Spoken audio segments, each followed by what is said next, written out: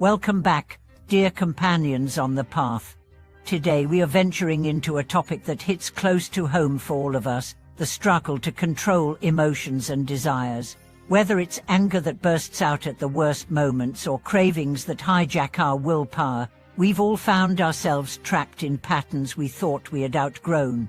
Why is it so hard to master our inner world, even with good intentions? Why does emotional chaos seem to return no matter how much we meditate or pray?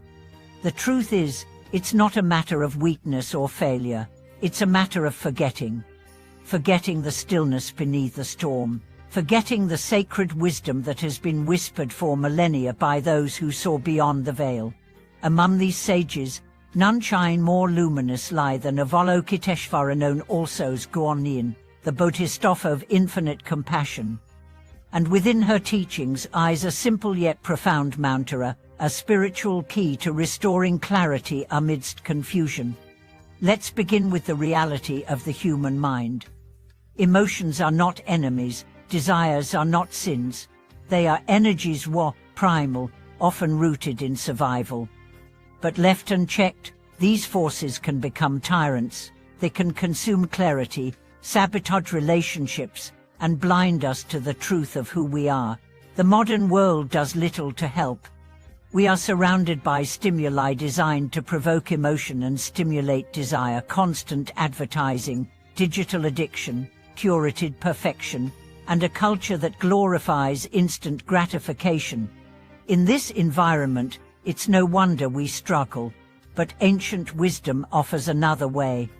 In the Universal Gate chapter of the Lotus Sutra, it is said, "Those plagued by intense desire, who sincerely call the name of Avalokiteshvara, will be freed from their desire. Those who are tormented by anger, when they call the name of Avalokiteshvara, will find peace." This is not poetic metaphor, it is spiritual technology.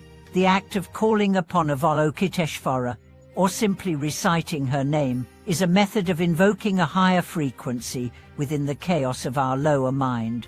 It's a pivot point, a break in the spiral of reaction. But why does this work? Because of what it awakens in you. The mantra or sacred name, Namo Avalokiteshvara, is not a magical sound, it is a spiritual mirror. When spoken with sincerity, it awakens your innate compassion, your deeper awareness, your witnessing self. You are not asking for intervention from outside, you are calling forth the Avalokiteshvara within. The one who hears the cries of the world is the one who learns to hear the cries of your own fragmented self, without judgment. Consider this: the moment anger rises, what do you usually do? React, justify, explode, or suppress? None of these resolve it, but the moment you catch yourself, pause, and whisper Namo Avalokiteshvara, you interrupt the autopilot. You return to awareness. You create a moment of space. And in that space, the grip of the emotion loosens. The fire may still burn, but it no longer controls you. This is the power of conscious invocation. You are not suppressing emotion, you are transmuting it. You are saying, "Yes, I feel this rage, but I will not act from it blindly. I will witness it through the eyes of compassion." And desire, oh, how seductive it is. Not just lust or greed, but the subtle desires that sneak in: the craving for praise, for security, for escape. These desires are endless if left unchecked. They whisper promises of fulfillment, only to leave us emptier. But when you invoke Avalokiteshvara in those moments, not to banish desire, but to illuminate it, you see the longing beneath the longing. You realize, what I truly seek is connection. What I truly hunger for is presence. And suddenly, the desire that once seemed irresistible reveals its illusion. And now, let me be clear, this is not a one-time fix. Just as you cannot tame a wild horse in a single day, you cannot master your emotions and desires overnight, but you can begin to relate to them differently.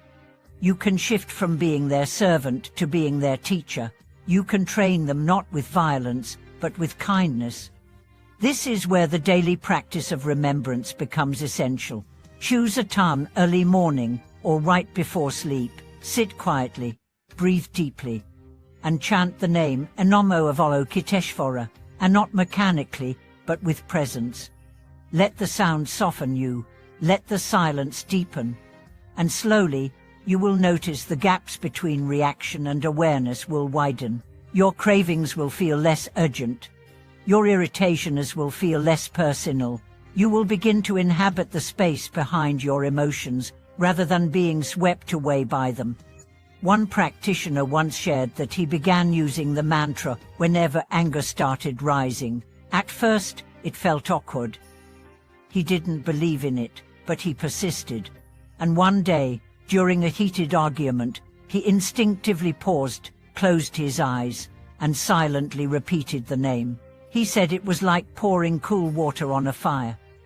The emotion was still there, but it lost its bite. He walked away without saying something he would regret, and that moment changed his relationship to anger forever. This is not about perfection.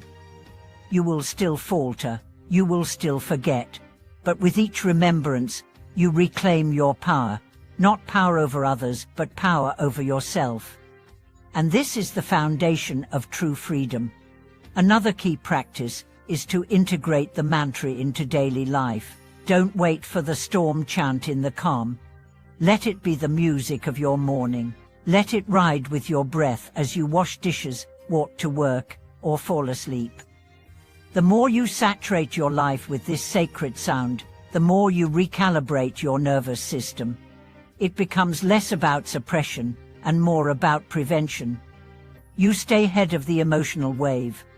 And perhaps the most beautiful gift of invoking Avalokiteshvara is that you not only transform yourself, you radiate transformation to others. Your calm becomes contagious. Your restraint becomes an example. Your compassion becomes medicine for a world starving for mercy. This is the deeper calling of the practice, not self-improvement, but service. When you master your emotions, not with harsh discipline, but with sacred compassion, you become a sanctuary for others. You become someone whose presence itself is healing, and in a world drowning in reactivity, that is revolutionary. So next time you feel overwhelmed, pause. Whisper the name, feel the breath slow, feel the heart soften. Remember who you are beneath the firestorm. Remember the boundless stillness within you. That is Avalokiteshvara. That is you. Thank you for joining me in this sacred space today. If this message resonated with you, I invite you to share your experiences with the mantra of Avalokiteshvara. Has it helped you in moments of difficulty? Have you discovered its peace in your own way? And if this video brought light to your journey, don't forget to like, subscribe, and tap the bell so we can continue walking this path of awakening together. Until next time, may your emotions be your teachers, your desires your guides, and your heart an unshakable refuge.